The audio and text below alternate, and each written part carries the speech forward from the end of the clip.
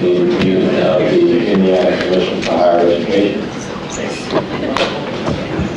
Thank you everybody for joining us.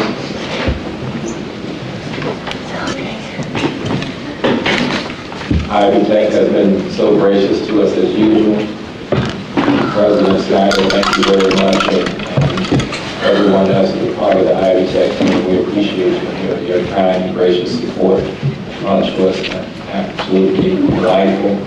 President Snyder, if you would provide welcoming remarks to us. So I'm pleased to be here today with you. And I've got a couple items. First item is you're going to be welcomed by two of our students, and they are going to be introduced by the director of the Accelerated Associate Degree Program, Jeff Jordan, who is called director, and the Dean of American Honors, Beth Forrest. And so I'll have them come up in turn, and then the student come up and introduce themselves and welcome. Jeff.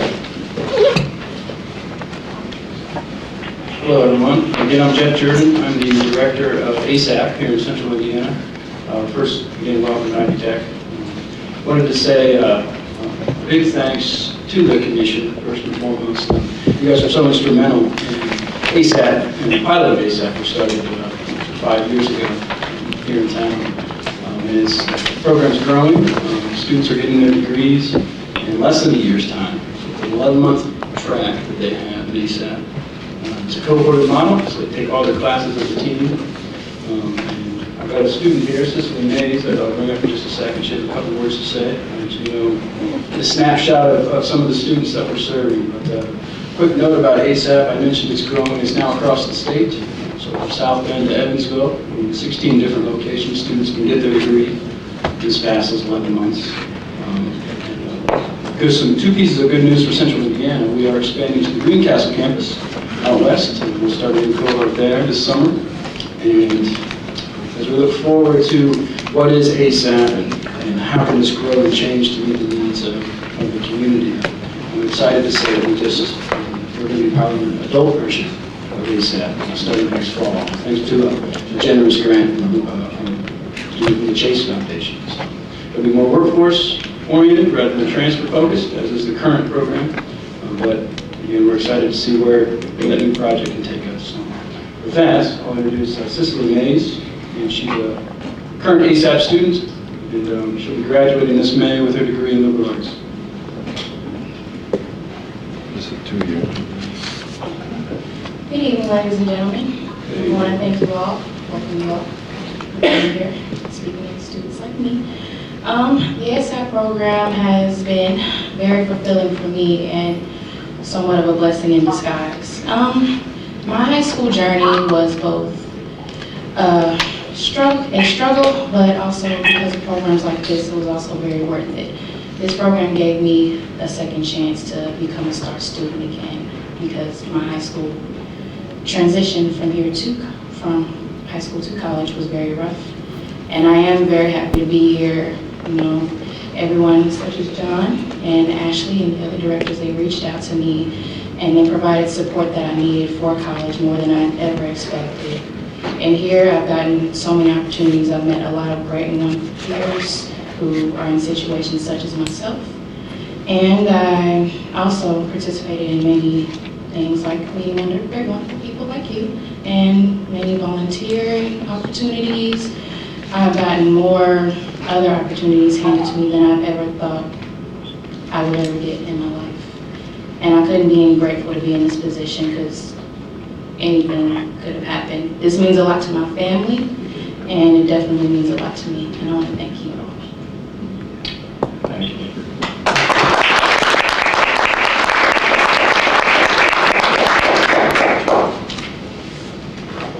Good afternoon. Thank you so much for having us here today. Thank you, Commissioner Lubbers, President Snyder, Dr. Lee, I know you're here. I'm Beth Forrest. I'm Dean of the Ivy Tech Honors College. Honors is pretty new at Ivy Tech, but it's the most exciting project I think I've been involved in. I've been with the college about 13 years. So we started a homegrown program here in Central Indiana for high ability students. Honors, as you can imagine, smaller classrooms, engaged faculty, rigorous curriculum, transfer opportunities, and soon after that, a couple years later in 2013, we partnered with American Honors. American Honors, you may know, is based out of Washington, D.C. They were a startup at that time, and they have really taken roots across the entire country. They've helped two-year schools develop robust honors programs across the country. Ivy Tech was the second school to join the initiative behind Spokane Community Colleges. They now have, I believe, 7 schools in the country, a couple up in New Jersey, Jackson, Michigan, and now a couple down in Texas. So what they brought for our students is increased advisement, transfer advisement that I believe is phenomenal. I think the pathways that they're creating with four-year partners across the country, they recently signed an agreement with MIT, we have Purdue, we have Wabash, we're working with Hanover and Earlham, we have other partnerships and opening those nice transfer pathways for high-ability students at Ivy Tech. So our program is now statewide. We started in central Indiana. We have expanded out to 7 regions in the state. So we're in Indianapolis, Fort Wayne, Lafayette, South Bend, East Chicago, and we added Valpo this fall. So we are the most affordable honors college in the state of Indiana, and we're really, I believe, helping students shave off that first 2 years of a more expensive residential 4-year experience. So we're delighted to be able to do that. So I've been told to keep my comments very short. Jack can't cook. Oh, Jack can't cook. A few transfer success stories that I should share, and thank you, President Snyder. We had a wonderful scholarship awarded, the Jack Kent Cook Scholarship, this last year to an American Honors graduate. She has gone on to UPenn to finish her 4-year degree. So that's about $40 a year. So $40,000. About $40,000 a year. Yeah. So delighted we've transferred students to Stanford, to IU, to Purdue, to Marion, to McGill in Canada. So the transfer stories, they're on our website, and we're very pleased to see those increasing. So with that, if there are no questions for me, I'm going to bring up a wonderful example of our program, Miss Madeline Glass. She's a first-year student with us. She's majoring in liberal arts, and she has some very big dreams. So with that, I'm going to turn the microphone over to Madeline. So thank you very much. Good afternoon. My name is Madeline Glass, and I'm a first-year student here in the honors program. For me, it was kind of a blessing in disguise because I was originally going to Indiana State to study geology, and when financial aid fell through, Ivy Tech was a feasible option for me. And then when I learned about the American Honors Program, that was something that really interested me. I had never excelled in high school because I had problems with big class sizes. I didn't get overly involved. But then coming to American Honors with the advisors, they really push you to be like the best person you can be and to dream bigger. Now, after my 2 years here, I would like to transfer to Smith College in Massachusetts and study environmental geology and policy. I had never ever heard of Smith College before they came and talked to the American Honors students, and I really fell in love with it. I also have gotten so much more involved because of honors. You really meet a lot of like-minded people when you're in the honors program. You're able to go sit down and ask people, have you had this class before? Can you help me with this assignment? And it's really allowed me to excel in school here so far, and I can't wait to see what else it brings in my next year here. So yeah, thank you.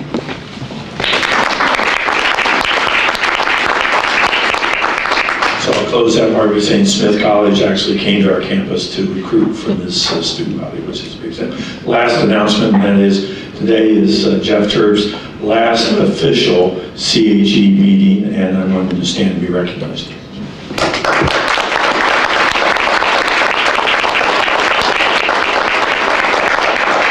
Again, welcome. Thank you, President Snyder.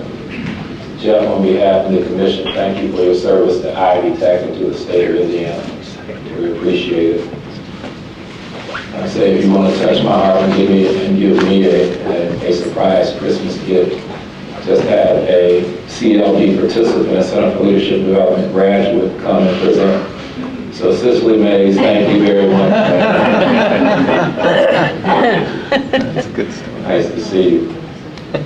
We'll have the chairman's report, but before we do that, I'm going to ask our secretary to take the roll. Here's Flesher. Gerald Bethco. Here. Dennis Bland. Present. John Conant. Here. Sarah Farrell. Here. John Costas. Present. I am present. Susana Lopez Suarez. Judd Fisher. Here. Lisa Hirschman. Here. Alan Hubbard. Here. Chris Lamoth. Chris Murphy. Here. Dan Peterson. Here. John Pop. Here. Karen Whitehouse. Present. Mr. Chairman, we have a quorum. Thank you. We have a quorum. And one item from the commissioner's report, or the chair's report. Last week, the commission, in partnership with USA Funds, hosted a first of its kind student advocate conference. They had over 350 members, students, advisors, and other advocates from around the state to attend this two-day conference to talk about how we could better improve student success at our universities. There was a follow-up evaluation of the conference. You can actually find that evaluation on the CHE website. I also want to note that Sarah, our own Sarah Correa, was one of the leaders in helping to put that together. She was also she provided the opening address on day one of the conference. We thank you. You just provided wonderful service in so many ways. We love your insight. We love your perspective as a student. So thank you very much. Thank you. Don't give me too much credit. Sorry not to give you too much credit. You're well deserved. So with that, I will turn it over to Commissioner Lubbers. Thank you, Mr. Chairman.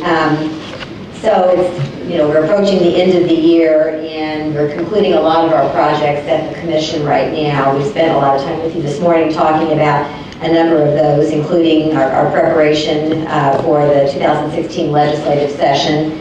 We'll be coming back to you with more information about that as we know more about bills that are filed. Also, we're continuing to do the work on our strategic plan, and we'll be bringing a timetable to you.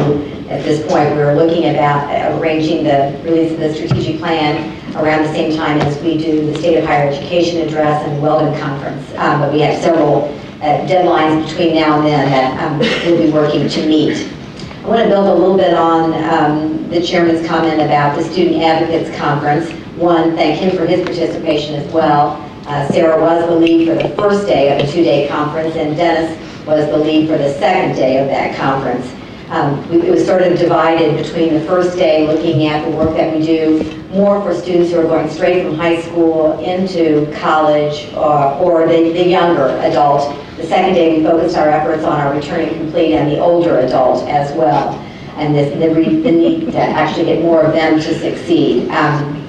In particular, I wanted to talk to you about the celebration of the 25th anniversary of the 21st Century Scholars Program.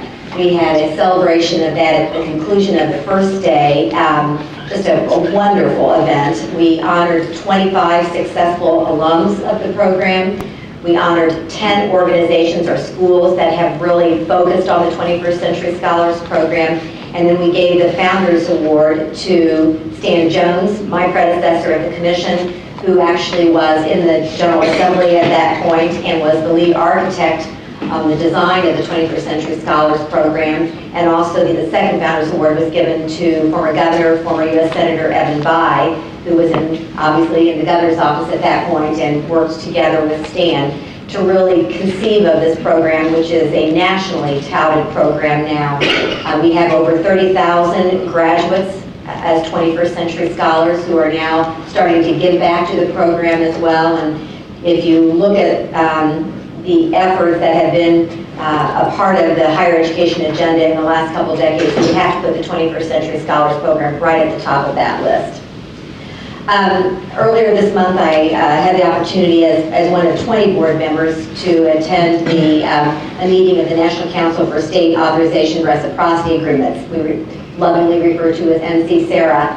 And you may recall that this is the voluntary initiative among member states to actually establish comparable standards for interstate offerings of online instruction.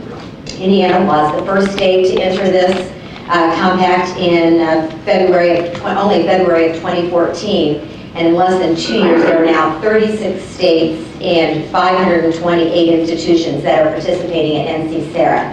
The significance of that to Hoosier students and to students around the country is that it really is a way to save students time and money, saves institutions money as well, while also ensuring the academic quality of online instruction. So I think this has been a really successful initiative. My thanks to Ken Sauer, too, for the work that he does on NC-SARA. You may recall that when we adopted the recommendations for the budget in May of this year, we urged campuses to consider charging tuition, to actually look at how they charge tuition per credit hour, to consider a conversion to what we refer to as a banded tuition structure. The rationale was that it would remove a key cost barrier that we had from getting students to actually take enough credits to be full-time at 15 rather than 12 credit hours. Many of our institutions were already using that practice, but I'm pleased to let you know that there have been additional campuses that have come online just since that time. And campuses that are either now charging or soon to be charging banded tuition include IU Bloomington, IU East, IU Kokomo, IU PUI, IU Northwest, IU Southeast, IU South Bend, Ball State, Indiana State, and Purdue West Lafayette. I think this is really significant progress and will really benefit the students of our state to get more of them to complete on time and to go from 12 credit hours to 15 a semester. Finally, I'd just like to acknowledge that our friend Chuck Johnson, who is often at our meetings and who was the interim president and the former provost of Vincennes, has officially been named the 22nd president of Vincennes University. Thank you, Mr. Chairman. Thank you. And we certainly wish Chuck Johnson much success and Godspeed in his new role. Mr. Chairman, I did want to mention one other thing. You have before you this report of the 21st Century Scholars Program.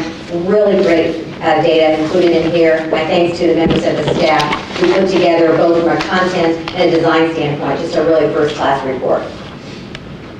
Thank you very much. Mr. Chairman, can I just comment that when she talked about the second day, the focus was on the older adult. I noticed she put an emphasis on older, and I was on one of the panels, and I think she meant me.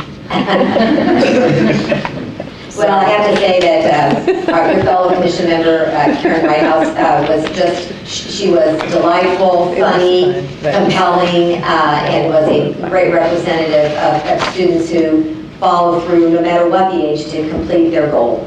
See what I mean? It's that older part. No, thank you. I just had to throw that in.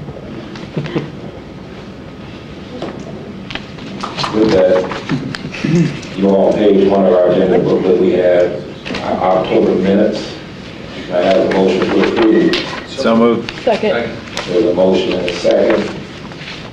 Any further discussion? All those in favor of approval of the minutes, please indicate by saying aye. Aye. All those opposed? The minutes have been approved. And we're going to our public square segment. In 2014, Complete College America, in collaboration with the Charles Mann Center at the University of Texas, Austin, invited Indiana and 5 other states to participate in a 2-year initiative to dramatically increase the percentage of students who pass gateway math courses and enter programs of study within 1 academic year of building these math pathways. The Math Innovation Council is Indiana's task force for this initiative, charged with publishing and implementing recommendations for differentiated program-aligned mathematics in support of student success. The project focused its first year on recommendations and will shortly begin implementation within the coming month. Today, we have the opportunity to hear from 3 members of the Math Innovation Council who have graciously given their time to share their expertise and insights with us. So we have If I can introduce Mr. Jeffrey Watt. Dr. Watt is professor and associate chair of the Department of Mathematical Sciences at IUPUI and co-chair of the Math Innovation Council. We also have Ms. Catherine Murphy. Dr. Murphy is professor and head of the Department of Mathematics, Computer Science and Statistics at Purdue University in Calumet. And then we have Dr. Liz Brown, who's professor and chair of the Department of Mathematics and Computer Science at Indiana State University. Could we give them a hand for giving them their background?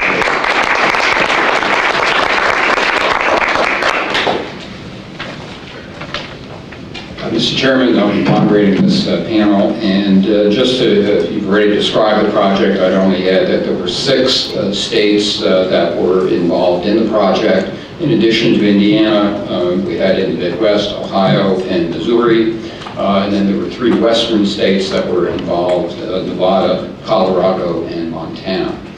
And as the chairman indicated, the report has been completed. There are 3 recommendations, and there are a series of questions that will be put to the panel on each one of those recommendations, in addition to some general questions about the work of the Math Innovation Council. Sarah Ansel and I did have the opportunity to make a brief presentation to the Commission at its September meeting, very shortly following the adoption of the final report by the Council, but we wanted to make sure that you had an opportunity to hear directly from the key Council members themselves. October wasn't a good time, so this meeting seems to be the best time to do that. So with that, I do have a series of questions that have been prepared for the panelists. So the first one is a very general question about the project overall, and it's to all 3 members.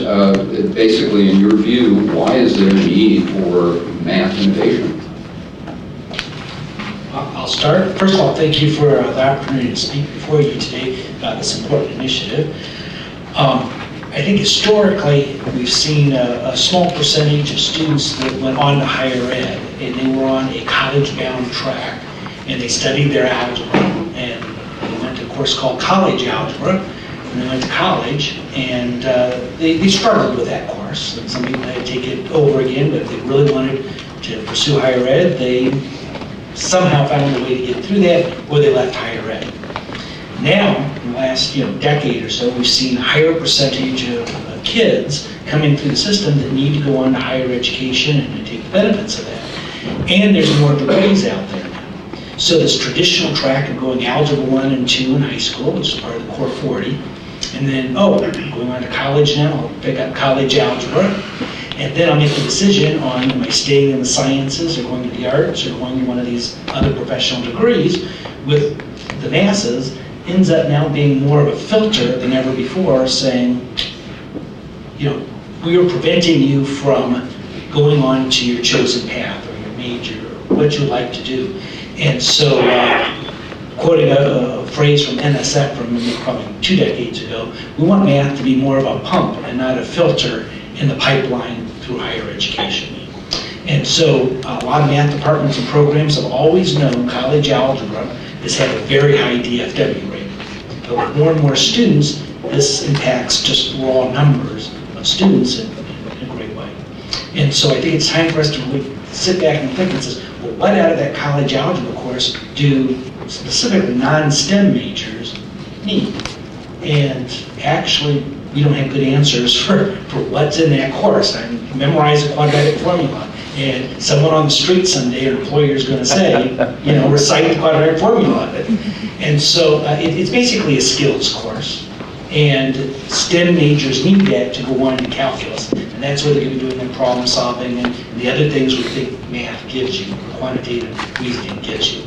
But college algebra isn't quite there yet. It's a necessary step for those majors, but it's got very little need for lots and lots of majors now in higher education. So I think it's a great time now of sitting back and thinking that course through again and saying, let's put you in a course that you can succeed in and is more relevant to you as a citizen, as a future worker in central Indiana or in the state of Indiana, Midwest or nationally, or even internationally, and is relevant to that major. So. Other panelists? Well, I'll try. I have laryngitis. I hope we don't just fade out on you. I agree with Jeff's analysis, but also I think it's important that we're all aware that for well over 20 years, some of the professional math associations have been pushing a quantitative reasoning approach to introductory math. It's just never gotten any traction, and now I think the traction is beginning to occur. Yeah, I would also like to say that with changes in technology and the incredible amount of data that surrounds us, that's been gathered, that is available, there's a need more than ever for people to learn how to look at the data, understand the data. And in the past, we didn't have beautiful calculators and computers that would crunch big data for us. And so that really wasn't part of the math curriculum, because to actually do something with real data, computationally, it's really difficult. That isn't the case now. And so I don't want you to get the idea that a quantitative reasoning course is somehow less rigorous or less important for students. It's actually a critical tool for our students to be citizens of our world now. Very good. Each of you has been to at least one national meeting involving the other states involved in the project. How would you characterize Indiana's standing relative to those other states? Are we ahead of the game, behind the game, right in the middle? Well, I went to the summer one on the co-represents, and Indiana was well spoken of and was well represented there. So I think we're probably one of the leaders in that area. And the other states that were there were doing a lot of really interesting things, but they were doing it more at the individual college level, whereas Indiana seemed to be coming up with more of a statewide plan. I have to agree. When we look at what Indiana was doing, I think we have more consistency among all of our different institutions. When we look at other states, there's some great experiments going on, but every campus is doing their own experiment. And sometimes, if you want to benefit the student to be able to transfer these courses easily between institutions, they're going to have a lot more work further down the road to do. The other thing I think the reason we are probably way ahead of everybody else is we did not have a community college for quite a while, and now it just is coming online. The number of students going on to higher ed, as I said earlier, was small, and now we've seen the need to increase that number. So we're now coming in with more of a clean slate with not a lot of baggage. Where in other states, I think there's 2 states where it's a state-mandated system because their community college system is more traditional and been in place for a long period of time. Legislatively, they mandated every bachelor's degree every student in all these programs will take college algebra. And so when we go to these national meetings, we hear the tables next to us from, and I won't mention which 2 states those are, but they're all talking among themselves as how do we legislatively change this so that students no longer required to take college algebra and can opt to take something else. So that was not practice here. When Ivy Tech came on and Vincennes worked with the universities in the last decade, I think we've got a nice, we're all thinking about this at the same time and creating this new. And so that gives us the ability to be ahead of the pack on what's going on. We didn't have a lot of programs from 2 years, 4-year programs, articulations that say you must take college algebra. It just was there, and we are free to change the rules as we go a lot easier than some sort of mandates from a higher education commission or a legislative body or other things like that. Yeah, And I think in Indiana, we're also ahead of the game because of our gen ed transfer corps, the statewide gen ed transfer corps. So there's already discussions among institutions about what kinds of courses need to be there and will seamlessly transfer. We also have the course transfer library that's been in place for a number of years. So coordinating those transfers between institutions, so even course by course transfers. And also I think we're well positioned to make some changes in the math pathways for students as we're implementing degree maps across campuses and across the state. So this is a great time to be able to make those changes that are needed and get them put into place. Jeff, you mentioned that there were some good experiments at individual institutions in other states. Would you care to share any examples of best practices or good ideas from the other states? And Catherine and Liz too, if you want to join in. I think the lead institutions in those states are at most a year ahead of us. So I'm not trying to call them best practices yet. They're experiments and we'll wait and see how they work. The reason I'm a little hesitant to say that is I think they're going to get a serious transfer problem down the road because they are taking majors that are on their campus. So the one I'm thinking of in particular is heavy liberal arts type campus. And so a lot of the topics they're choosing for that particular course will help these graduates be better citizens as opposed to what math skills they're going to need in the workforce because their workforce is not going to be very quantitative. It'll be other types of workforces. Where you may have another institution that's very heavy in the sciences and engineerings and allied healths. And so now we're talking about not just STEM, but how close is nursing or physical therapy or occupational therapy to STEM. We don't think of them as STEM, but they do have to take physics. And so it's not the calculus being out there that they're taking college out of, they're going to have to take physics. And so they have to kind of think through that. So the topics they're choosing from voting theory or set theory or logic may be heavy at some, and then in other institutions they're thinking more about probability, and some are thinking about just making it a stat course instead of a math course. Mm-hmm. So those are the three most popular ones that seem to look like what we're trying to do also. I'd like to now go through each one of the three recommendations that the council made. The first of which was to develop a quantitative reasoning course for possible inclusion in the CTL, Core Transfer Library. So let me start off with a question to Jeff, who, by the way, also is chair of the CTL math panel, so he's kind of wearing two hats here. What's the basic rationale for developing a quantitative reasoning course? And feel free to get, because all three of us are on that CTL also. I'll just step back and say, one idea of a bachelor's degree is to be a well-educated person, or an associate's degree, a well-educated person, productive person in society.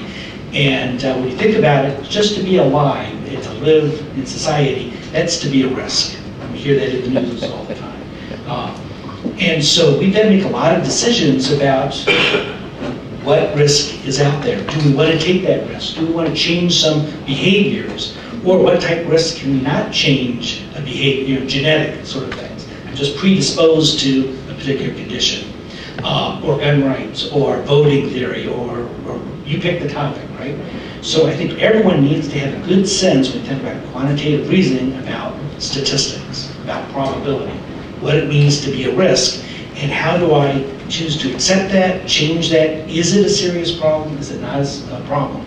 And so it's just not simple probability, conditional probability, statistics. So when a drug company says, one of the side effects of this drug is this, and 5% of our patients, what does 5% mean? So I think it's a good argument to make to everybody that college algebra is not something you're going to use when you leave higher education and become a citizen or in the workforce. But quantitative reasoning in the sense of probability, conditional probability, statistics, some of these things is good for everyone to be more aware of, to be able to make changes in your life in some sort of way.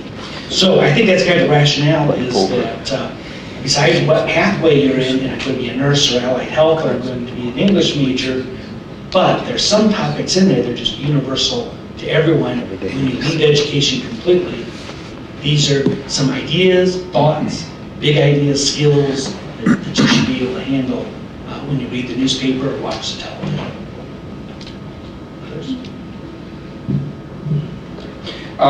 This question is Liz Brown, and Liz, you, Indiana State has a quantitative reasoning course in place now. Can you share with us from a campus perspective how that course came to be developed, how it fits into your program offerings, and how the faculty,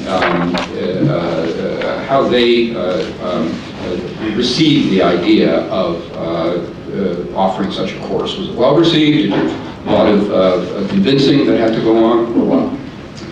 Okay, well, we adopted or created a quantitative reasoning course in 2002, which was shortly after I arrived at Indiana State. It's not like it was made up out of nowhere. A lot of our professional math organizations, the MAA, Mathematical Association of America in particular, has been advocating for a quantitative reasoning course for all students since the mid-90s at least. So in that sense, it's not a new thing. Where it is new is now we have this course for students who weren't in STEM fields, didn't need to go on to calculus, weren't in business. So there's all kinds of students in majors where another algebra class doesn't make sense as their terminal mathematical experience. And so we created this course that has elements of probability, elements of statistics in there, really wrestling with the big problems. Some faculty in the math department were really reluctant to offer a new course like that. It's actually harder to teach, right? Because you're asking students to explain their reasoning and make an argument and evaluate other kinds of quantitative arguments. And that's not just solving for X anymore, which is what most math faculty are used to having students do in those lower level math courses. So there is some reluctance, but I would say as we have faculty graduating now, since this is a much more common class, we're getting more and more support from mathematicians to teach this sort of a course. Most people with other majors, most departments are quite happy that there is an alternative to just college algebra.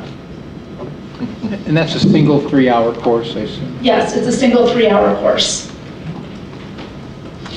The next question is to Catherine, because Purdue Calumet does not have a quantitative reasoning course. So can you give us a sense of recognizing this conversation is still going on? What's the current feeling about that course? Are there some faculty who are excited, enthusiastic about that? Do you have others who have strong reservations? And if so, what are they and how are you addressing them? Okay, well, we do have an alternative, which is in the statistics mode, and we've had it for 20 years, which is what all our humanities people take. And it's pretty much what Jeff described as what is needed for good citizenship using numerical quantitative reasoning. So within the mathematics department, when we've talked about the quantitative reasoning course, we were quite willing to develop it and work with it, but the humanities people and the business people felt that they were very happy with the STAT course. So the conversation hasn't gone too far. We're also, which Ken knows, is Purdue Calumet, Purdue North Central are involved in unification. So there's a tremendous amount of faculty time on curriculum being put forward to make that work. So we'll be about 2 years behind everybody else. Question to Jeff as chair of the CTL math panel, and the recommendation to have the panel consider the possibility of a QR course being added to the CTL. What are the next steps that the panel needs to take in order to come to a conclusion about that, and what's the time frame? So I'll start with the timeline. We just started this week pulling the group together and getting their feet wet or up to speed about what's going on. And we're taking the recommendations from the Innovation Council to the CTL. And what are those recommendations and where are we going to move them forward so that by the end of the year, we've got a course that looks like something that could be on every campus that would be easily transferable. And we put that in the CTL. At this point, by the end of the year, I don't think every campus would have such a course. But it looks like right now maybe 6 campuses, 2 independents, private colleges, and 4 or 5 publics have a course here, and with some tweaking, might look very interchangeable with the rest. With the idea that maybe 70% of this course would have some sort of common topics, and 30% maybe would be optional topics that meet the needs of that particular campus's gen ed requirements, because every campus may have unique things in their gen ed requirements, and so this would allow them to insert some topics in there. So by the end of the year would be the timeline. And then I'd say also that we'd have to look at the different student populations that would take such a course. What are their majors? What are their needs? And then once we know that audience, what sort of content, and we've all mentioned some content that will probably be in that course, but to finalize what that 70% content would look like in such a course. And then the rigor level of that. And then, is that building off of co-requisites? So this is typically should be a first course, a gateway course coming into higher ed. We are going to assume that students are coming out with a core 40 degree from secondary education, which assumes 2 years of algebra and a course in geometry. Some students may have had more or less, but we don't want the rigor to fall below the rigor they may have had in their other math courses. So that might be a commonality. We can at least expect these types of skills, and then a course like this build on it. We don't want it to become an algebra course because we already have 2 years of algebra. But there's a certain mathematical maturity you get by having studied math, statistics, computer science. And so we don't want the students to be sitting there when we say statistics and say, we're just looking at bar charts or pie graphs, things like that. So we want to do something at a little bit higher level than what they had in high school. So that's important to look at the high school achievement levels of these students and say, we want to take them from where they are and move them forward in meaningful ways so that they have a course that says, yes, this contributed greatly to my general education and what it means to be a well-educated person leaving higher ed. When do you expect the work to be completed? By the end of the year, I think. It may move into the summer, but I'm hoping it's not going into the next academic year. In other CTL course categories, like calculus or college algebra, the courses have pretty much the same name. I mean, calculus appears in all the different calculus courses. Do you envision a situation in quantitative reasoning where there may be other course titles that could be considered quantitative reasoning courses, or do you think they're all going to be called quantitative reasoning? I don't think that will be a problem or an issue if a particular campus has a different name. I think it makes it easier if we all have common language, if we say it's a QR course, and everyone's kind of in the, I don't think any one of the courses we've already gotten, syllabuses from these 6 campuses, I don't think any of them are more than 4 years old. So we've got time to think through, and the other campuses, the other half of campuses don't even have a course yet. So as they come on, I think we are going to have a common name. Can't say it'd be QR, but it doesn't have to be universally, everyone's going to call it exactly the same thing. But it would be nice if it's a similar title, so when we say it's fill in the blank, they say, oh yeah, that's your QR course. And this is maybe to all 3 of you. And you've already mentioned some of the topics that may be in it, and I recognize this is work still has to proceed to the end of the academic year, and recognizing you're talking to a general audience here, but can you give us a sense of the kinds of topics that might be in the core of a quantitative reasoning course, and what ones maybe you're not sure about? Certainly across all of the courses that we've looked at, and based on the survey we did at various campuses, for the kinds of topics that should be included, people think are very important to be included in a quantitative reasoning course. Those included some basic logic, being able to recognize fallacious arguments, that sort of thing. Also, some probability, some descriptive statistics, so not inferential statistics, so not doing hypothesis testing, but looking at data and interpreting it and drawing conclusions from data.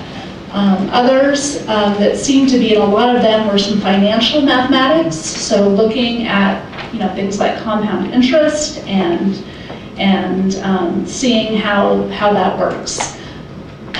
Also, some had, I'm trying to think. Proportional reasoning was a big one. Proportional reasoning, that was the other big one, and dimensional analysis, so really looking at real practical kinds of problems.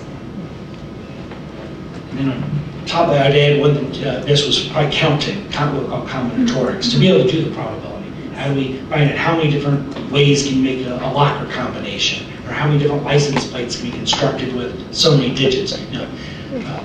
If your little kids are in Little League and you want a tournament, how many different games are you going to have to play so that everyone plays everybody twice, type of thing. That's what we call combinatorics. So there's another layer to that, is like higher order thinking. So all these content, we're hoping it's just not the content, but are they getting at, and proportional reasoning was one of those ideas. Modeling is another one that comes up. In many situations, can we model a behavior or a situation, and problem solving. Students will be able to come through and say, we may not, and we had a good discussion on our first phone call about some of these questions could be different than an algebra class where everybody's seen this problem for the last how many years, and we all come up with the same answer, and there's only one way to present the answer. This course is going to be one where sometimes we're not all in the class going to come up or agree on the same answer. It's what are conditions you're reading into the problem, or how do you want to use those numbers, and how did you collect those numbers, and being able to make the particular decision. So this course is going to be rich in critical thinking, problem solving, controlling the variable to say, yeah, but when you asked everybody that question in a poll, you phrased it this way instead of this way. And so the answers may lead to different conclusions. And sometimes in a 100-level course or gen ed course, we don't spend a lot of time doing that because it's easier to grade tests when everybody has the same answer. And so this will be a hard course to teach sometimes, because I'll just give you one that comes from the course when I teach it, is one diabetic student came to me and said, I didn't understand false positive and false negatives before in medical testing. And he's a diabetic, and I made a comment just off the cuff. He says, a diabetic should never allow a roadside alcohol blood test, because you're not really testing blood alcohol levels, you're testing the alcohol or the sugars on your breath. So if you're a diabetic and you just came from a meal with no alcohol, you will trigger that, and that will be what we call a false positive. So you have to have a blood test. So, but we do that in medical testing all the time. We want a cheap, quick, and dirty test, but with that brings in lots of false positives. So you can see where this could be a really interesting discussion in a gen ed class about why math's important to some people with this question versus other people, that's not going to be an issue, and so they'll look at it a completely different way.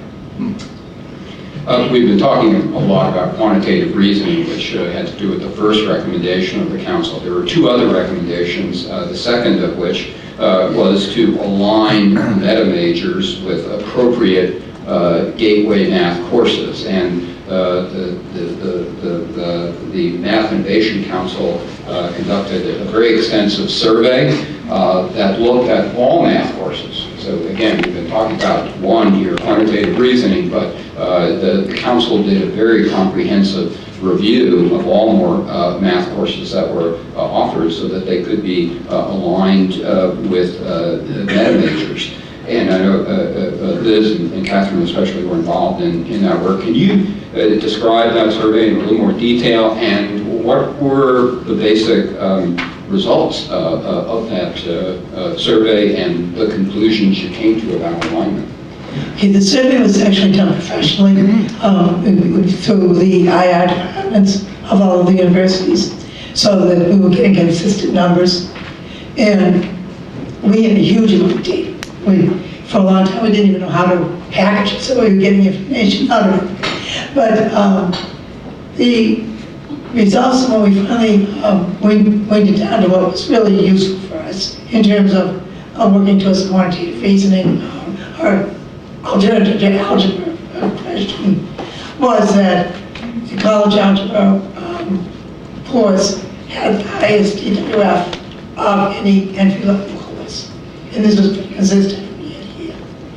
And so that was, I think, the biggest thing that we came out of. It sort of reinforced what our intuitive understanding was. Okay, Liz, did you want to add anything to that?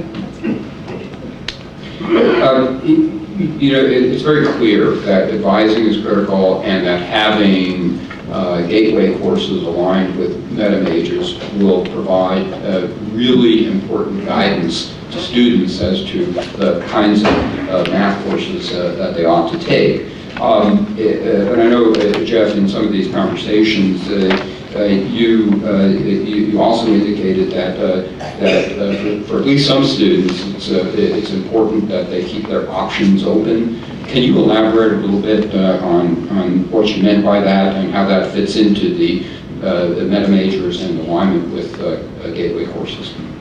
So it kind of connects with my opening comment about, historically, years ago, when you're going to higher ed, college algebra, you just took it because when you got to college, you kind of chose your major, and no harm done, anyone could use college algebra.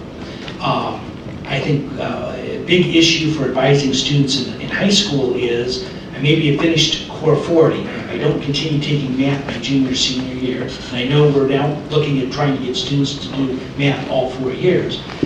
Math is really the language of science, and so losing those algebra skills causes a bit of a problem when you go on then to choose another major.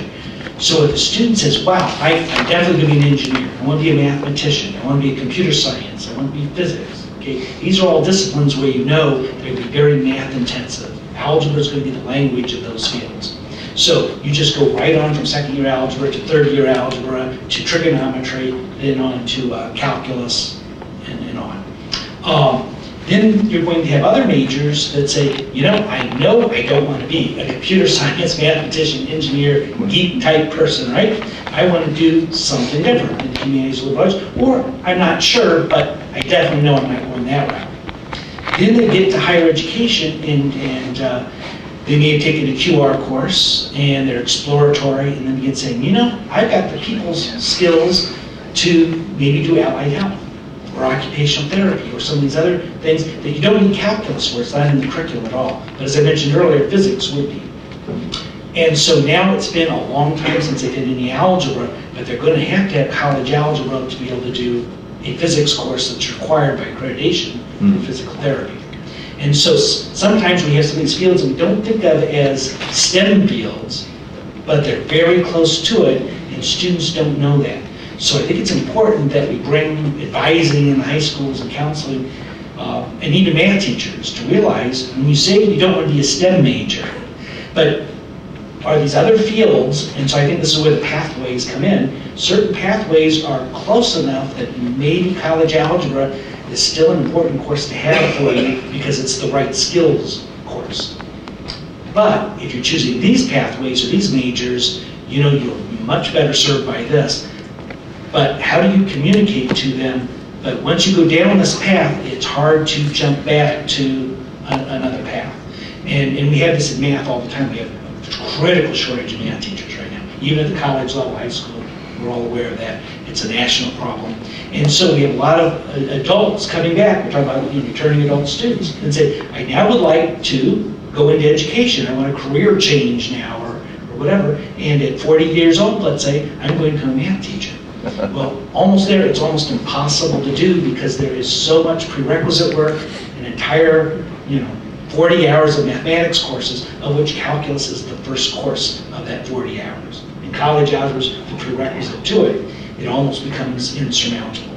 Unless maybe you're in engineering or some sort of really related profession like that. So we're going to see the same thing not with returning adult students, but with 16, 17, and then 18-year-olds. Are you sure? And I don't want to say just because you're not sure, we're going to drag you through college algebra. That's not the answer either, because that's what a lot of even college advisors are going to do. Oh, you're not committed to a major yet, just sign up for college algebra instead of QR. Well, they also have to realize the DFW rates in college algebra, and it's just not my institution, it's across the state and national. Go to any state and ask, what #1 course on your campus has the highest DFW rate? And it's going to be college algebra. On some campuses, it's as high as 60 to 75%. And it's because you've got people who are just told to go into that, and they're learning, STEM or anything close to STEM is not for me. I need to go somewhere else. But we don't want them to drop out of higher education. There's lots of other good pathways in higher education for you. It's just not the math, science, STEM, engineering, geek person. The DFW rate is reference either you get a D or an F or you... It's a stereotype. Well, it goes back to the joke of, at a party, and you tell someone, you're a mathematician, and all of a sudden everybody in the room moves to the other side of the room, and the mathematician's all by themselves because they're afraid you're going to ask, what's up times 8? I think they're the most popular guys in the room nowadays because they're the ones that are going to do Facebook and so on. Yeah. Well, your comments really are a good segue into a couple of questions about the third recommendation, which really emphasized the need for professional development and advising. So let's pick up on the advising part. This, as it is in so many areas, this is really critical.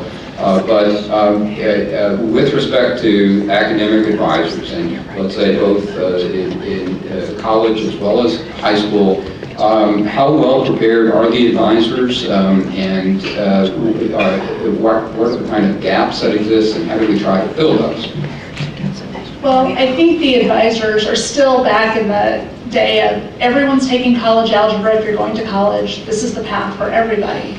And that's simply not the case anymore. Students who are, actually even students who are going into STEM are very well served by taking statistics in high school, by taking statistics in college rather than college algebra.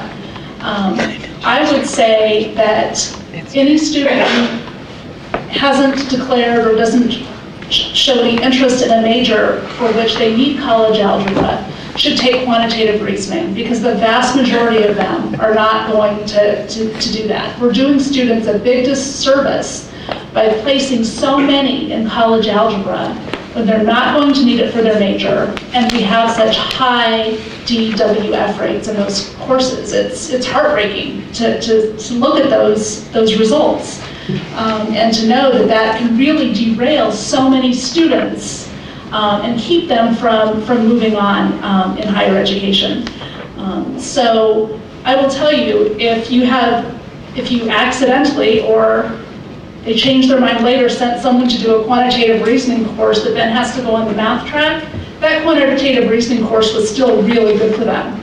And they're getting something in that course that they're not going to get in that other math track. So it doesn't hurt that student, that very rare student who does make that transition over to have that quantitative reasoning course under their belt. So we really need to work with advisors both in high school and university to get students placed in the correct gateway math course so that they are successful. Ken, can I ask a question? Each of you have cited the largest DNF is in algebra. Why is that? Well, one reason is that you're putting everybody in the population with the variance of abilities into that class. But the real goal of that class is to prepare you for calculus and to be an engineer. And so right now we want you to be accurate and precise. So really algebra is the language of mathematics. So think of this as like German.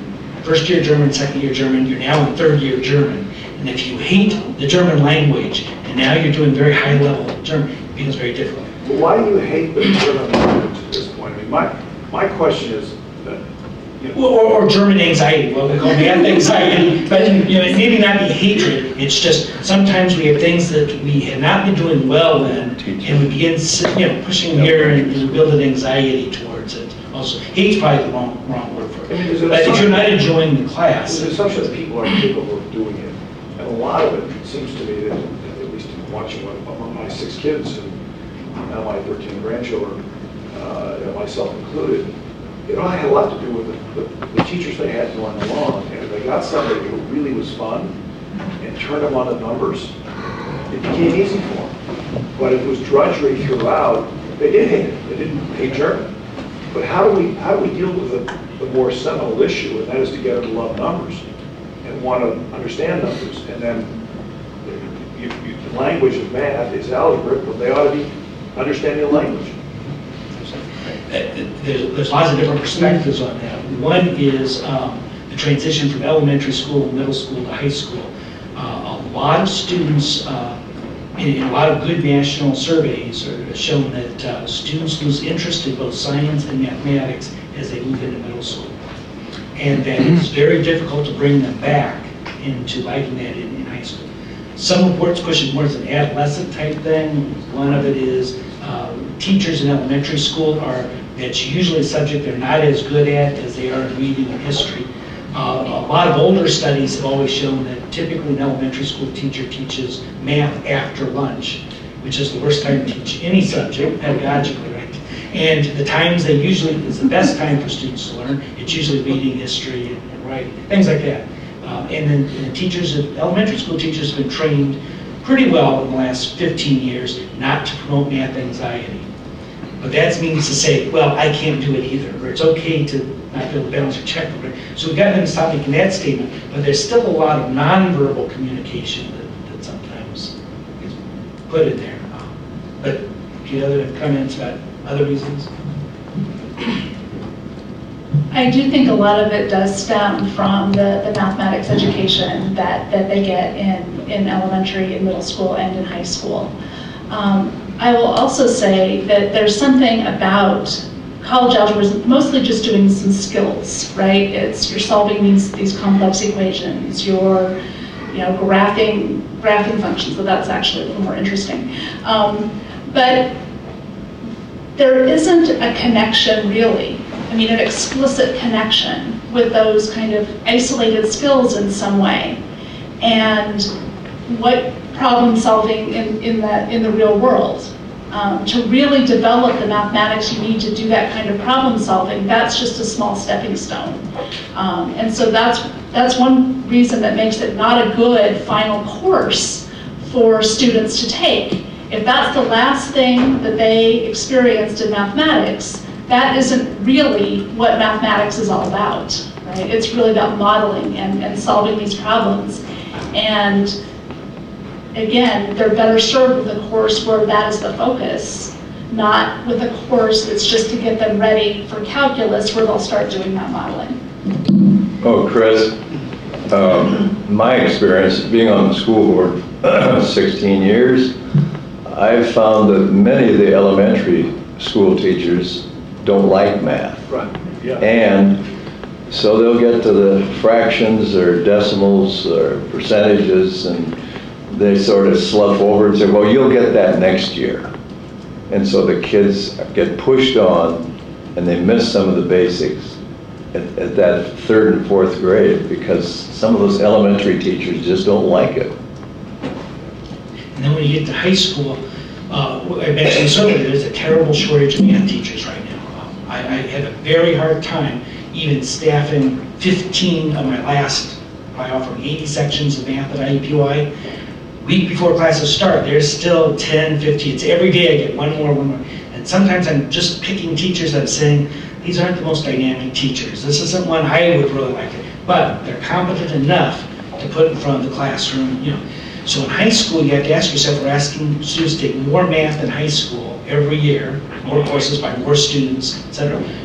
So who are these teachers teaching that? And I know there's studies out there that show what percentage of high school teachers in Indiana are teaching adolescents math. So what percentage of adolescents are are taking a math course from a teacher who does not hold a bachelor's or master's degree in math or math education.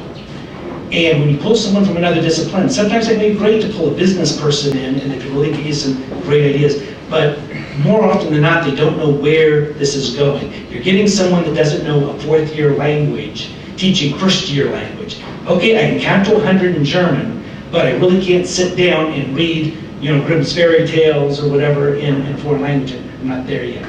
So if you don't know, and so that's the love that you push off onto the students in an introductory course and say, just wait till second year, because now you're going to be able to do this, or in Latin, you're now going to read Julius Caesar, and things like this, and you say, we're kind of missing that. And Jeff, your comment about IUPUI and finding faculty actually leads to the very last question here. And this goes back to quantitative reasoning, which, although at Indiana State, you had that course, Liz, since 2002, but there, as the council discussed quantitative reasoning, there were questions that came up around, well, the lack of good textbooks, for example, in this area, because it is still a relatively new course, or perhaps to pick up on your point, Jeff, some faculty may not be well prepared to teach a QR course. So how big of a problem is that, and how do we try to address this? So I just throw some numbers out there. At IUPUI, we are a life science campus, so we do have engineering, a lot of science type students on campus. But the math department teaches, this summer just went over 8,000 heads in the fall semester we're teaching some sort of math to. So I've got to find teachers for 8,000 students.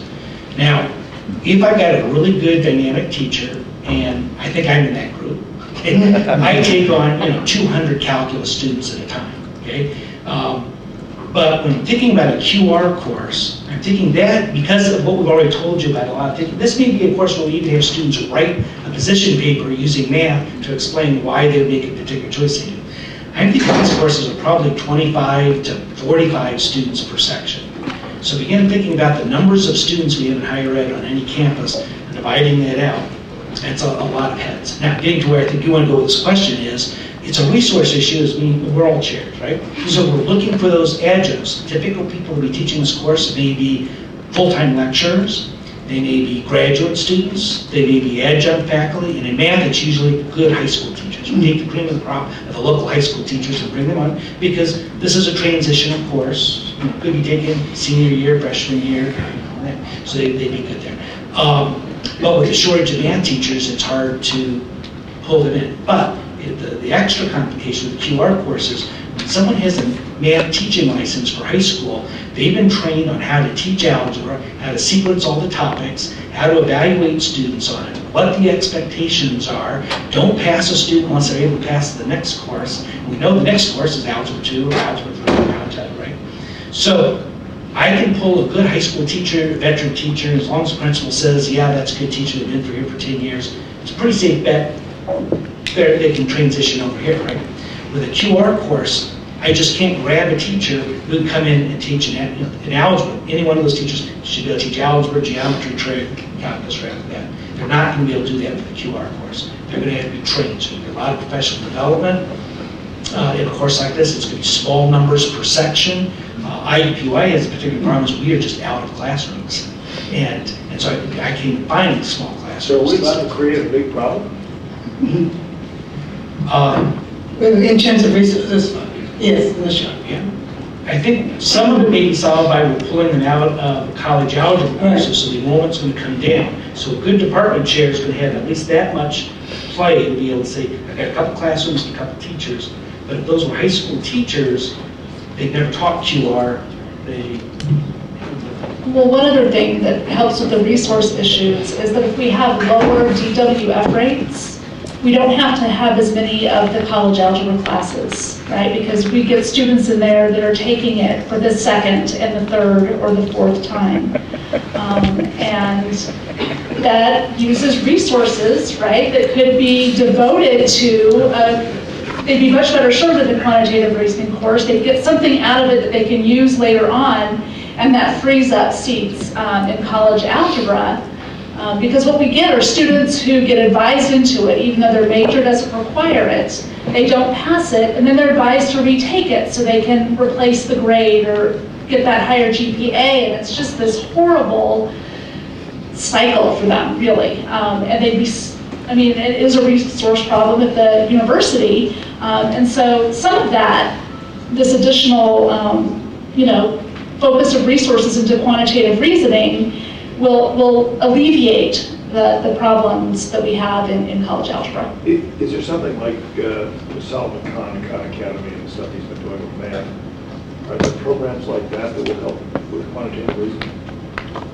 Reversing the teaching process, using the internet or using... I have one instructor who's kind of piloting this flipped classroom kind of idea, where he's having the students watch videos, read text, whatever, before coming into class, and then using the class time to actually really talk about how to make these interpretations and so on. So there's less, in that kind of a course, less lecturing and more real problem-solving discussion where students are much more actively involved in the class rather than just sitting.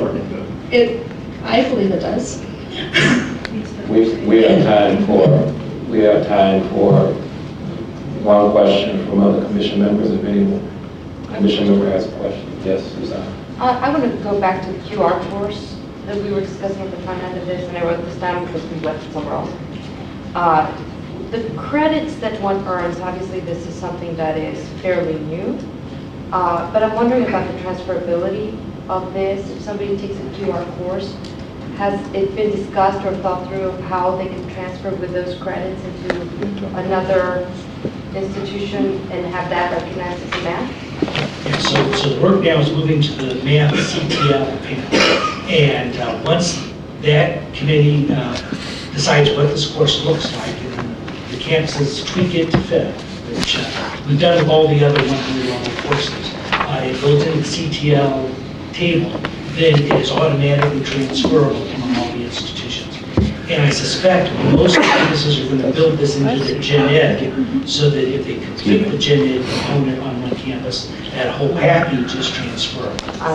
Now, the issue is going to be, is like what you mentioned a minute ago, we now have come from Ivy Tech or Vincennes or another Purdue campus to another IU campus. That gen ed is done.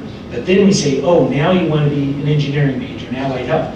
If that course that you use for gen ed, which will count for the 120 hours, doesn't meet the calculus requirement or the physics requirement or prerequisite for that, you may have to go back and pick up an additional course. But at that point, the students off their pathway. Is that the right language? They change pathways, so we're not quite as trying to make sure it works out to be exactly 20 hours. Okay. It may not go over. But I think that the way, the direction we're moving is once it's on the table, it now goes to all the publics. And then as we bring on privates, yes. Okay. Great, thank you. You all have been very insightful. Thank you. Can we give them a hand here?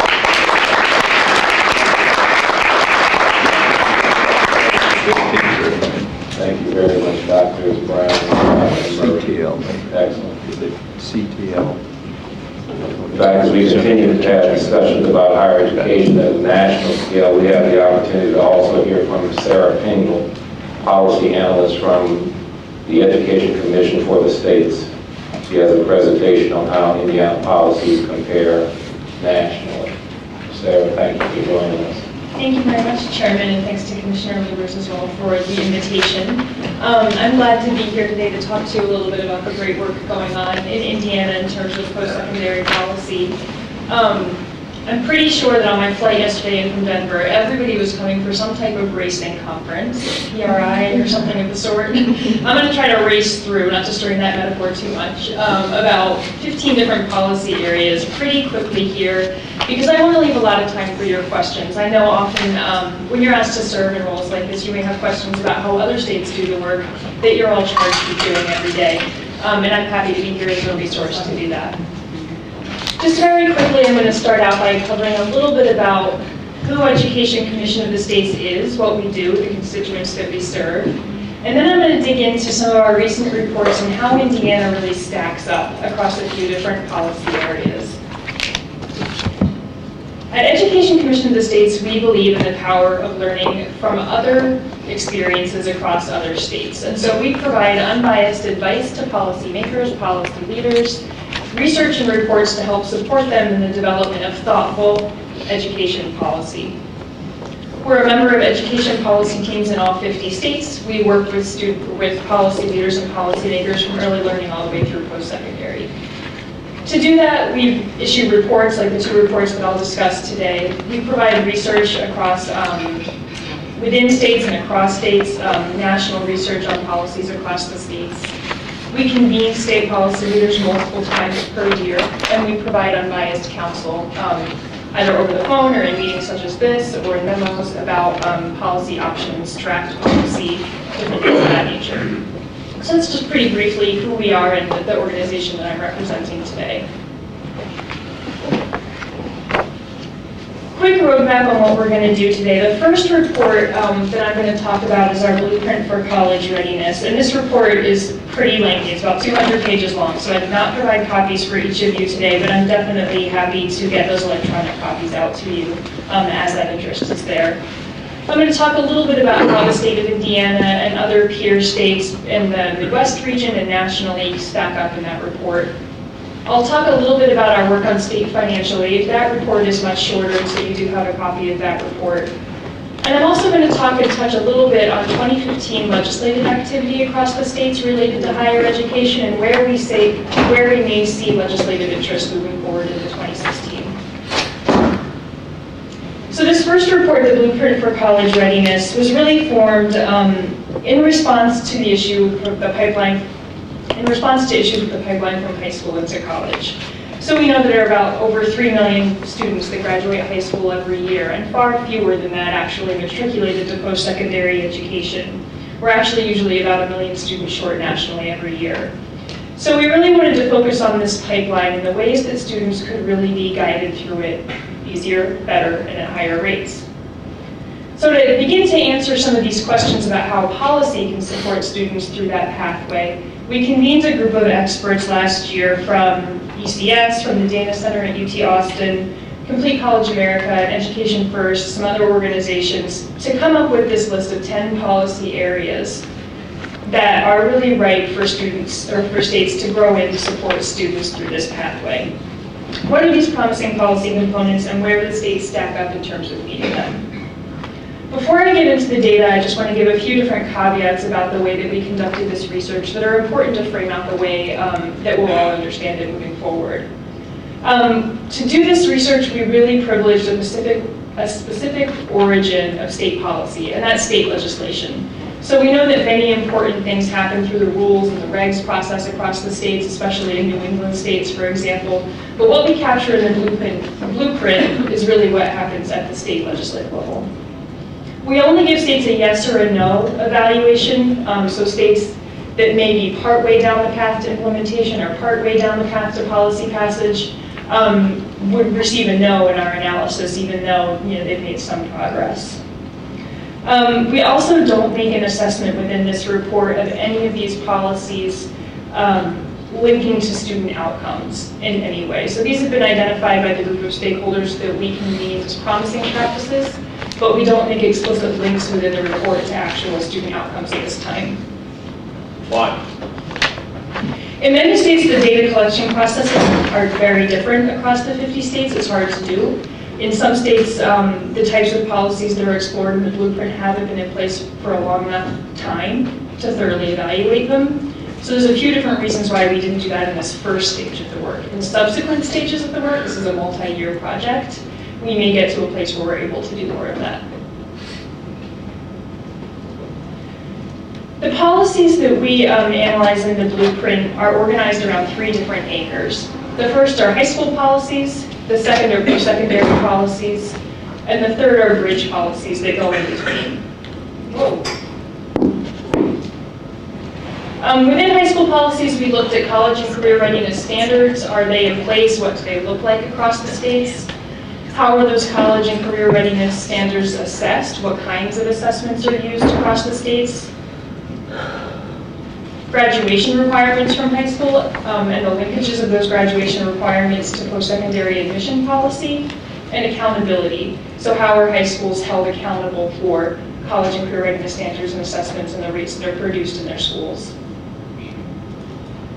Within higher education policies, we looked at statewide admission standards, so which states have a statewide standard for admission into their four-year public universities.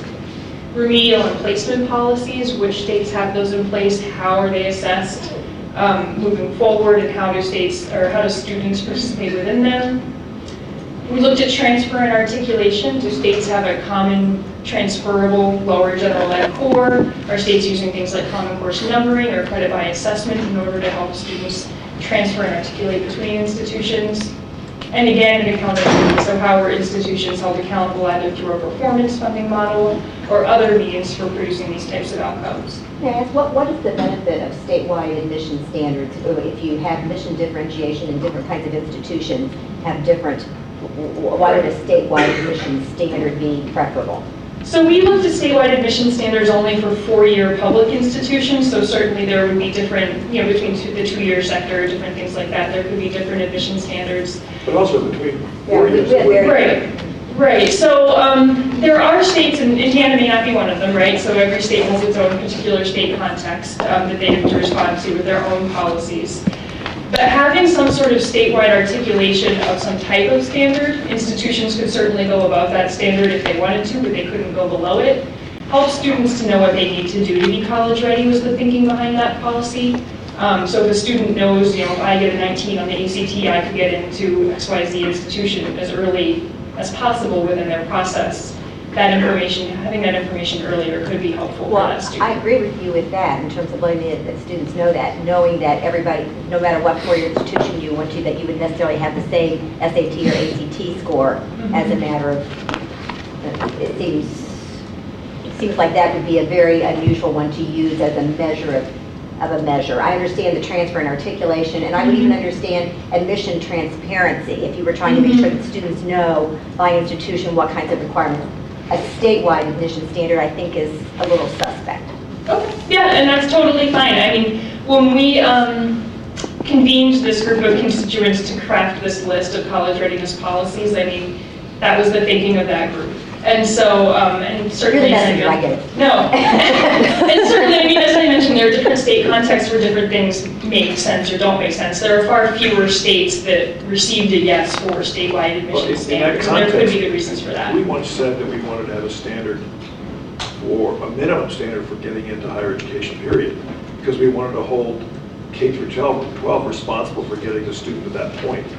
So if you look at it in that sense, it's defining the minimum standard of required education, even go into any higher education institution. That would be acceptable.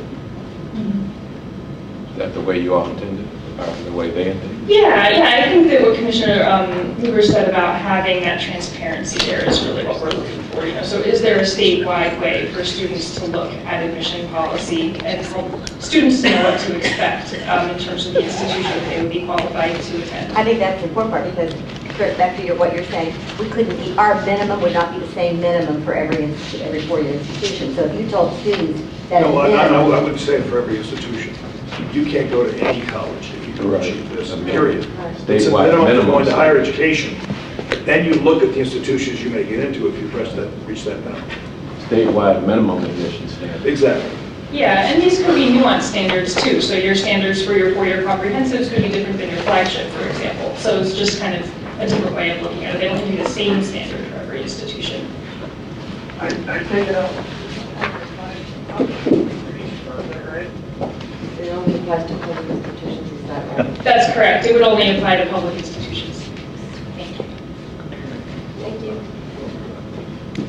In terms of bridge policies, so policies that really sit between high school and higher ed, there are two different areas that the group mentioned. Having a statewide college and career readiness definition would be helpful in linking the two camps, helping them to know what college and career readiness means and how it's defined. And also making sure that the data pipeline and reporting are there. So are agencies able to share data across agencies, and how do high schools get feedback on how their students are performing even after they've left those high schools? So in terms of how the states fared, Indiana was one of 2 states nationally that received a 10 out of 10 on the report. So each of those policy areas that I previously discussed are in place within the state of Indiana. By and large, the MEC states have done pretty well in the report. So these are the other Midwestern higher education compact states. So by and large, people look to this region for these types of policies. Compared nationally, the yellow bar is the all-state average of 6. Georgia is the other state that received a 10 out of 10. Those are the only 2 states nationally when we did this research in 2014 to receive the 10 out of 10 benchmarks. And this just kind of gives you a spread of some other states of where they all fared. The lowest was 3 nationally. Really, I just wanted to make it clear, though, that even though we did score the states on this and it is possible to rank them, receiving a score of 3 doesn't mean that that state is disengaged or doesn't care about college readiness within their state. It could mean that their policy-making apparatus or structures are a little bit different. It could be that they're on the pathway to implementation, they're just in a different place. But I think that it doesn't mean that they're disengaged or don't care. So I would just make that clear. The second report that I'm going to talk about a little bit is the state financial aid report.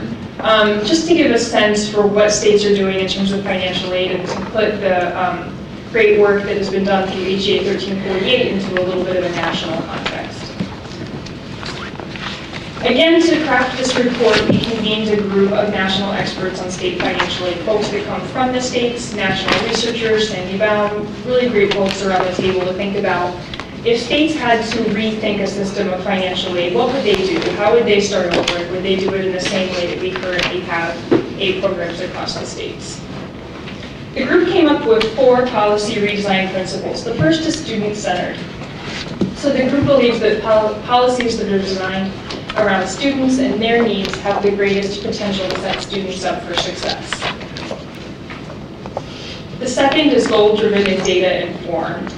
Do states have an articulated goal for what they're trying to achieve through their investments in state financial aid? And do they have the proper data reporting mechanisms in place to know about their progress towards those goals?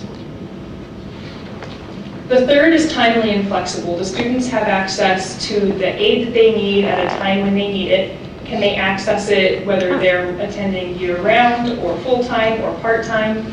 And over how many years can they receive it? So this principle really has to do with how much money students get and when they're able to get it. And the fourth principle is broadly inclusive. Are all students included in the aid to the extent possible, whether they're making progress towards a credential through a prior learning assessment or competency-based education?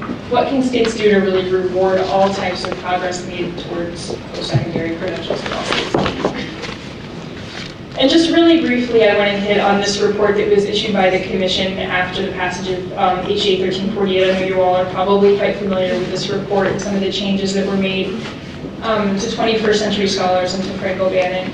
I lead our financial aid research at ECS, and when this report came out, my phone rang, and it rang a lot, and it rang from a lot of states, because states were all looking to Indiana and to the changes that you had made and to the outcomes that were reported here. And I'm going to just highlight a few different areas where I've really seen interest from other states in what you're doing. The first is mentoring and advising. The mentoring and advising components that have really been folded in to some of the requirements for the 21st century scholars are something that other states are really looking at. They're interested to know what the impacts of those components of eligibility are and how they can integrate that into their state's programs. The second is really looking at this definition of full-time as 15 credit hours and using financial aid to incent that difference between 12 and 15. A lot of states read the report with interest and came to me asking how they can get that into their state's policy, how they can make that change, how did Indiana do this? The third and fourth are summer term enrollment, so really getting students to attend more year-round, giving students that flexibility with their aid, not just to attend in the fall and spring, but to start to include a summer term within their enrollment pattern and to be able to access aid during that summer term. And finally, banded versus per credit tuition. I think this is an area where policymakers, SHIO's policy leaders, haven't previously given a lot of thought necessarily to banded versus per credit tuition, but seeing the implications with the way students are charged and then the way their aid to phrase that bill has called more attention to this area. And so it was exciting to hear in the report earlier today that so many more institutions have come on board with banding tuition. So that just gives you a quick idea of that report and really the splash that it had across the country. I think just to end, I want to give you a sense a little bit of the policies that ECS tracked nationally. These are the top 5 areas where we saw legislatures introduce policies: affordability, how institutions serve students, academic affairs, economic and workforce development related policies, and student success and outcomes. We really at ECS don't expect these areas of interest to change a lot. These are really some of the biggest challenges that state legislatures and the higher education systems are facing.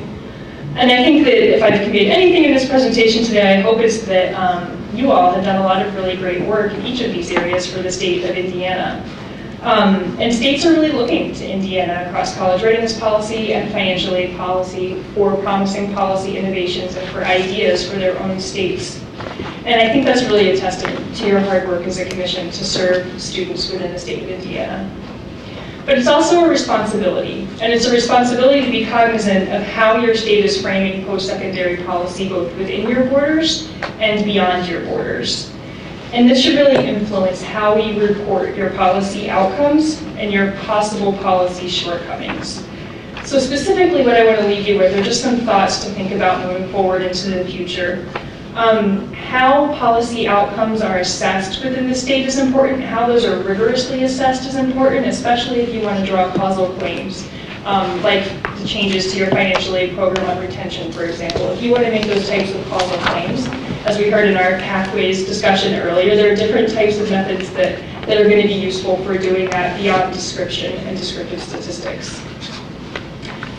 We think that you should continue to pay specific attention to how unintended outcomes of policy are identified and addressed. So just as you look at the students who are becoming more and more successful because of the changes that you've made, you've got to look at the other population too and say, okay, now who could we possibly be leaving out through this new policy structure and how do we reach them? And finally, I just want to make sure that I leave you with an understanding that when you all issue research reports or other types of documents, states pay attention and they play a role in agenda setting in other states. That happens on a regular basis, and I think the financial aid report is a great example of that. And that's also a responsibility to know that when this commission reports outcomes, other states take that very seriously. So thank you so much for your time today, and I am here for your questions, and anything I can answer today, I'm happy to follow up on for you. And thanks for having me. Any question? Thank you very much for joining us. Thank you. Is this report online, or can you get a copy of this? The blueprint report? Yeah, I can send out a link to, I'll send it to Sarah Ansel and she can write it. I think a link in here, is this it? Okay, thank you. And sure, Mr. Chairman, I would just like to say thanks to ECS. On several occasions in recent years, we've asked them to provide information to us about what other states were doing. They did that even when we had not paid our dues as a state. And so we've been successful in recent years to make sure that we are a dues-paying state at ECS again. But it's been, we have members of the commission. I serve as a recently named, years ago, it was on ECS. I'm back on again now. And the quality of the data that you provide is just, it's really second to none. So thank you for what you're doing. I would mention that at the very beginning that the only common denominator about the top 2 states being Indiana and Georgia are Lynn Weisenbach, who is here with us today, who was from Indiana and from Georgia. So thank you. Thank you very much, and thanks for the ongoing engagement with ECS. We appreciate it. Thank you very much, Ms. Pink.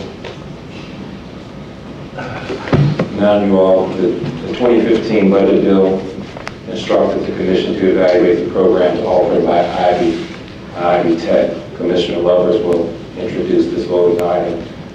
We've all seen the Ivy Tech report and the recommendations. Is there any discussion of that report?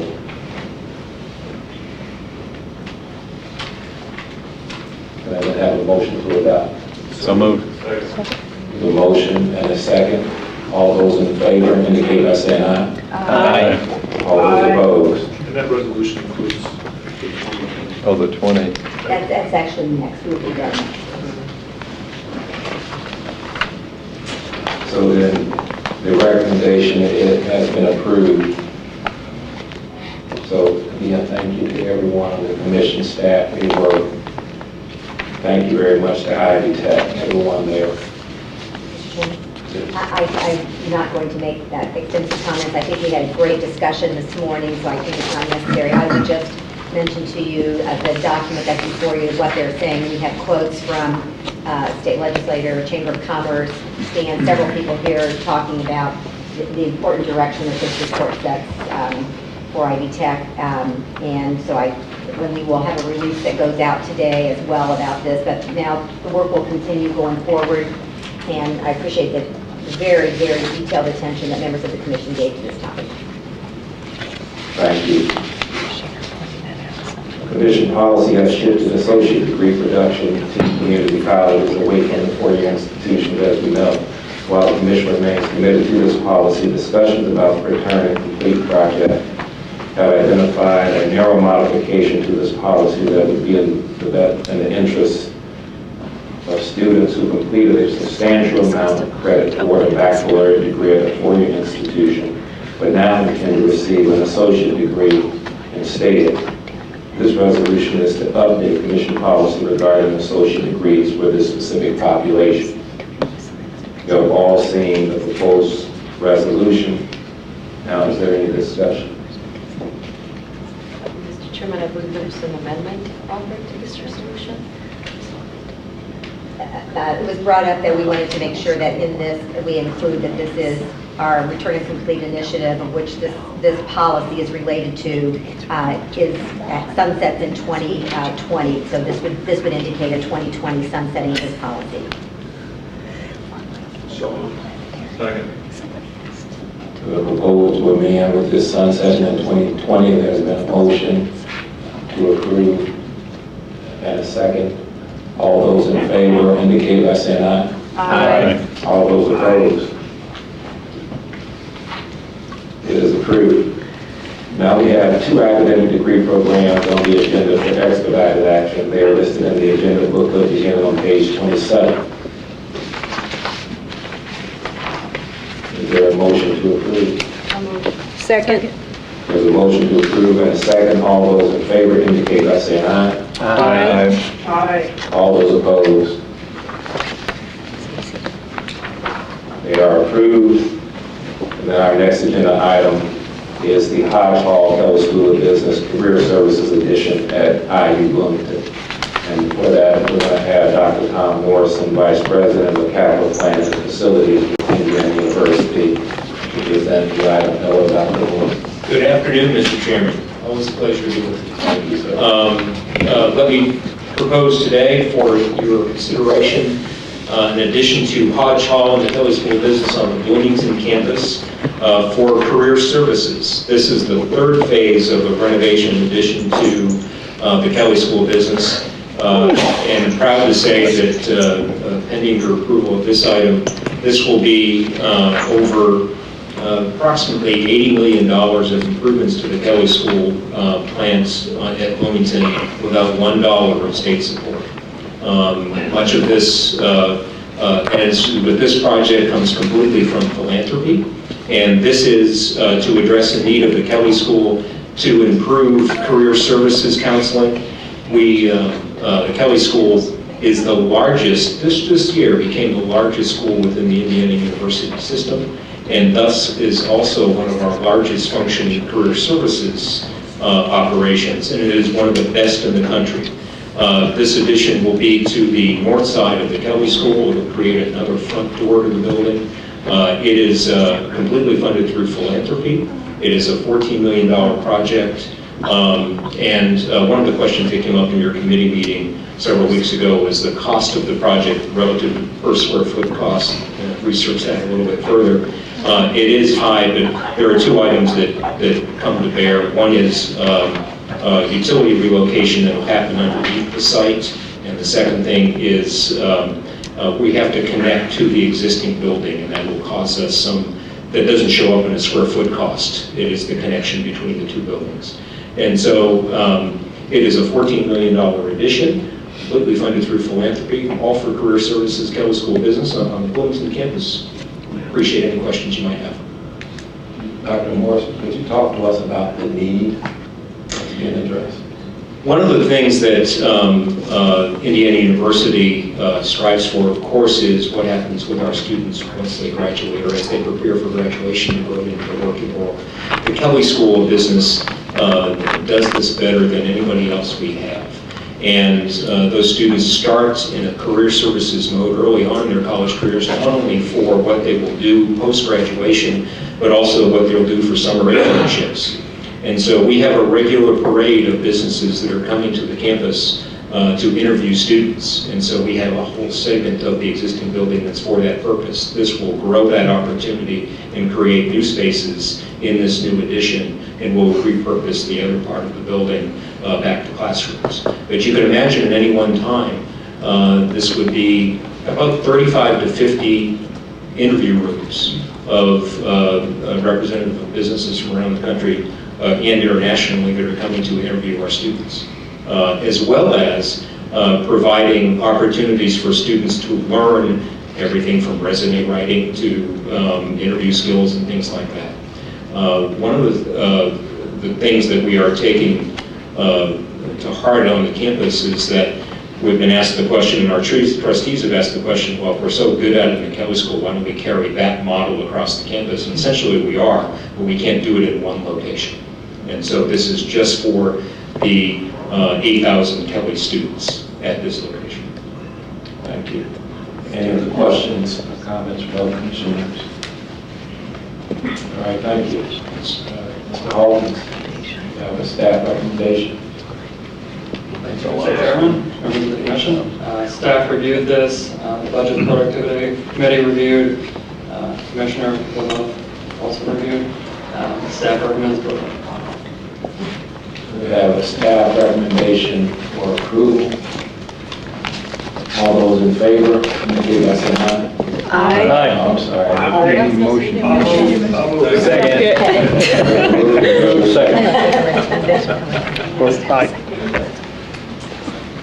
Moved and a second. All those in favor, indicate by saying aye. Aye. All those opposed. Highly approved. Thank you. That's the electronic delay. Now we have two capital projects on the agenda for expedited action. They're listed in our agenda book on page 41.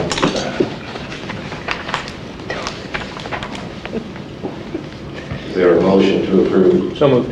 A motion and a second. All those in favor indicate by saying aye. Aye. All those opposed. You can also find information items stated on, started on page 45 of the booklet. Also notice our meetings, dates that have been set aside for the upcoming year. So just make reference to that, everyone can get them into your calendars. Is there any old business? Any new business? Our next meeting will be on February the 11th. There will not be a meeting in January. There's no other business. We are adjourned.